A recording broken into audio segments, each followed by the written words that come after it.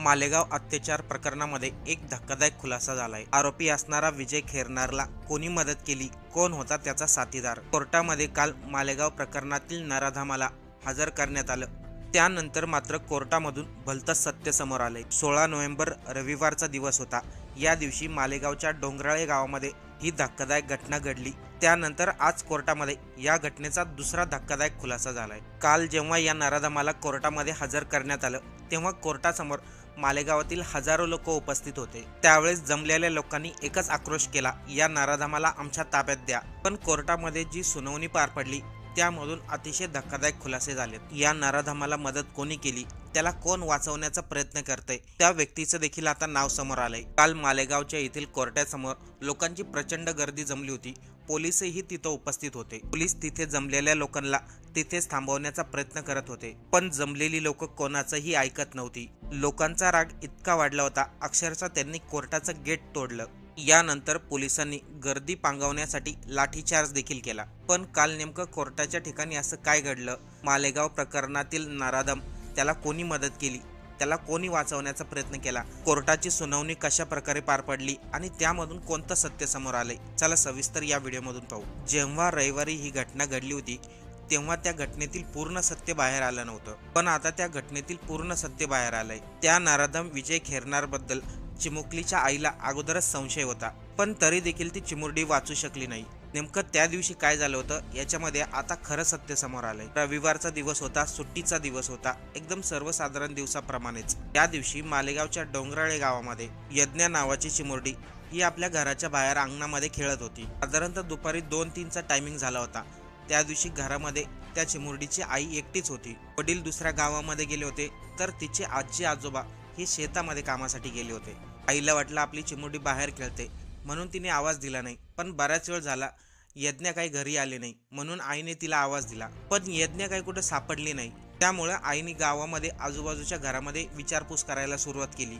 त्यावेळेस यज्ञाच्या आईने आरोपी असणारा नराधम असणारा विजय खैरनार याच्याकडे देखील चौकशी केली। त्यावेळेस त्या नराधम असणाऱ्या विजय खैरनारने यज्ञाच्या आईला सांगितलं, मी तिला चॉकलेट दिलं आणि त्यानंतर दुसऱ्या दुकानावर सोडलं। त्या ठिकाणी यज्ञाच्या आईला त्याच्यावरती संशय तर झालता, पण यज्ञाला शोधण्यापलीकडे त्यांच्याकडे कोणताही पर्याय नव्हता। आणखीन यामध्ये एक नवीन खुलासा झालाय। जेव्हा त्या चिमुरडीचा सर्वजण शोध घेत होते तेव्हा गावामध्ये ज्या ठिकाणी मोबाईलचं टावर होतं तिथं असलेल्या झाडाझुडपामध्ये काही लोकांना विचित्र गोष्ट आढळली। लोकांनी जवळ जाऊन पाहिलं तर तिथे यज्ञाच निर्वस्त्र अवस्थेमध्ये पडलेली होती। यामध्ये सर्वात धक्कादायक खुलासा पोस्टमॉर्टम रिपोर्ट नंतर झाला। त्याबरोबर अत्याचार करून तिची हत्या करण्यात आली, पण पोस्टमॉर्टम रिपोर्टमध्ये जे लिहिलं होतं त्याने सर्वांच्या पायाखालची जमीन सरकली। आणि फक्त अत्याचार करून तिची हत्या केली नव्हती, तिचा पूर्ण चेहरा दगडाने ठेचला होता। हे फोटो मंत्री दादा भुसे, मनोज जरांगे यांनी पाहिले। त्यांच्या तोंडून त्यांनी लोकांना सांगितलं, त्या मुलीची अवस्था पाहिली असती तर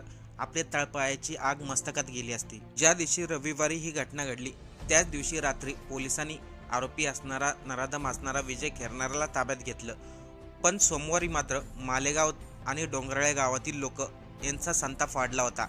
त्यांनी रस्ता रोको आंदोलन केलं, कारण लोकांची मागणी होती त्या आरोपी विजय खैरनारला आमच्या ताब्यात द्या। त्या नराधमाने कारण सांगितलं होतं, यज्ञाच्या वडिलांबरोबर त्याचा वाद झाला होता म्हणून त्यांनी हे सर्व कृत्य केलं। पण खरं तर विजय खैरनार हा विकृत जातीचा माणूस होता। त्याचा चेहरा पाहताच क्षणी समजतं त्याच्या मनामध्ये किती विकृत विचार असतील। पण काल आणखीन एक धक्कादायक खुलासा झालाय।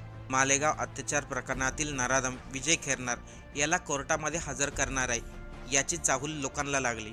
त्यामुळे डोंगराळे गावामधील आणि मालेगाव तालुक्यातील बरीचशी लोक कोर्टाच्या बाहेर जमायला सुरुवात करायला लागली। ज्या गाडीमधून आरोपीला कोर्टामध्ये हजर करणार होते त्याच गाडीला लोकांनी घेराव घातला आणि जोरदार घोषणाबाजी करू लागली, त्या आरोपीला आमच्या ताब्यात द्या, की त्याला योग्य ती शिक्षा देऊ। लोकांना धक्का तेव्हा बसला ज्या गाडीला त्यांनी घेराव घातला होता त्या गाडीमध्ये आरोपी नव्हताच। त्यामुळं लोकांचा राग आणखीन प्रचंड वाढला। त्यामध्येच काही लोक कोर्टासमोर असलेल्या रस्त्यावरतीच रस्ता रोको आंदोलन करायला लागली। कोर्टाबाहेर इतका प्रचंड लोकांचा राग होता की आरोपीला कोर्टामध्ये हजर करणं शक्य नव्हतं। त्यामुळे पोलिसांनी कोर्टाकडे विनंती केली, आरोपीला व्हिडिओ कॉन्फरन्सद्वारे कोर्टामध्ये हजर करण्याची परवानगी द्यावी। अशा परिस्थितीमध्ये जर त्याला कोर्टामध्ये आणलं असतं तर तिथे विचित्र प्रकार घडला असता या भीतीने कोर्टाने देखील व्हिडिओ कॉन्फरन्सिंगला परवानगी दिली। तर या ठिकाणी जी व्हिडिओ कॉलवरती सुनावणी पार पडली त्यामध्ये मोठा बदल दिसला। इन कॅमेरा सुनावणी पार पडली आणि त्यामध्ये कोर्टाने विजय खैरनार या आरोपीला 27 तारखेपर्यंत पोलीस कोठडी सुनावली। पोलीस कोठडी वाढवण्यासाठी वकिलांनी सांगितलं या नराधमाने यज्ञाची हत्या करताना जे हत्यार वापरलं होतं ते शोधायचं आहे। त्याशिवाय त्याला याच्यामध्ये आणखीन कोणी मदत केली का, याच्यामध्ये आणखीन कोणाचा सहभाग होता का याची देखील चौकशी करायची आहे। मालेगावमधील संपूर्ण वकील एकजूट झाले आणि त्यांनी ठराव केला आरोपी असणारा विजय खैरनारचं कोणीही वकीलपत्र स्वीकारणार नाही, त्याच्या बाजूने कोणताही वकील लढणार नाही। मालेगावमधील चिडलेल्या लोकांनी आणि वकिलांनी देखील त्या नराधमाला तात्काळ शिक्षा सुनावण्याची मागणी केली। कोर्टामध्ये वकिलांनी जी काही बाजू मांडली ते अत्यंत गरजेचे आहे। नराधम असलेल्या विजय खैरनारने जरीही आपला गुन्हा कबूल केला असला पण त्याला खरोखर कोणी मदत केली का, त्याच्याबरोबर आणखीन कोण होतं का, त्याने हे सर्व कृत्य करत असताना त्याला कोणी पाहिलंय का, तर तपासामध्ये असा कोणी सापडला तर त्या व्यक्तीलाही एवढीच कडक शिक्षा होणं गरजेचं आहे। पण या नराधमाला वाचवण्याचा प्रयत्न कोण करतंय हे नाव मालेगावच्या मूक मोर्चामध्ये निघालं। शुक्रवारी या घटनेचा निषेध करण्यासाठी मूक मोर्चा काढण्यात आला होता। त्यामध्ये मालेगाव तालुक्यातील डोंगराळे गावातील आणि नाशिकमधील बरीचशी लोक या मूक मोर्चामध्ये सहभागी झाले होते। या मूक मोर्चामध्ये एकच घोषणा होती, आरोपीला तात्काळ शिक्षा द्यावी नाहीतर आमच्या ताब्यात द्यावं। बघता बघता हा मोर्चा प्रचंड वाढला। या मोर्चामध्ये मालेगावचे आमदार आणि शालेय शिक्षण मंत्री दादा भुसे हे देखील होते। त्यावेळेस त्यांनी जमलेल्या लोकांसमोर सांगितलं या आरोपीला वाचवण्याचा कोण प्रयत्न करतोय। अगोदर ते म्हणाले कोणत्याही वकिलांनी आरोपी असणाऱ्या विजय खैरनारचं वकीलपत्र स्वीकारायचं नाही, च्या बाजूने कोणताही वकील लढवायचा नाही। मालेगाव मधील DYSP त्या आरोपी असणाऱ्या विजय खैरनारला वाचवण्याचा प्रयत्न करतायत। त्यांनी पोलीस कोठडी न मागता न्यायालयीन कोठडी मागितली।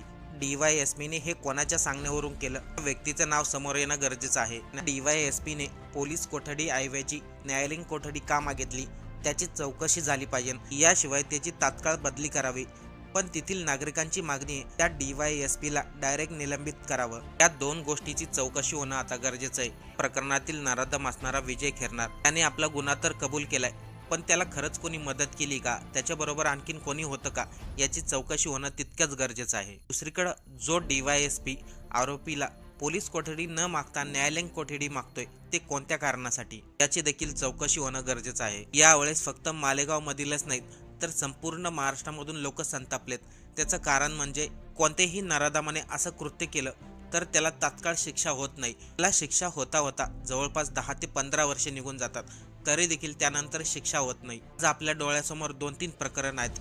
कोपर्डीमध्ये जे प्रकरण घडलं होतं त्यामधील आरोपी अजूनही जिवंत आहेत। याशिवाय साताऱ्याच्या सासपाडे या ठिकाणी एक प्रकरण घडलं होतं आर्या चव्हाण बरोबर, त्या प्रकरणातील आरोपी अजूनही जिवंत आहे। सरकारने आणि भारत सरकारने आता या निर्णयामध्ये बदल करणं गरजेचं आहे। जेव्हा जेव्हा अशा कृत्य घडतील त्या आरोपीला त्या नराधमाला 1 महिन्याभराच्या आतमध्ये शिक्षा होणं गरजेचं आहे।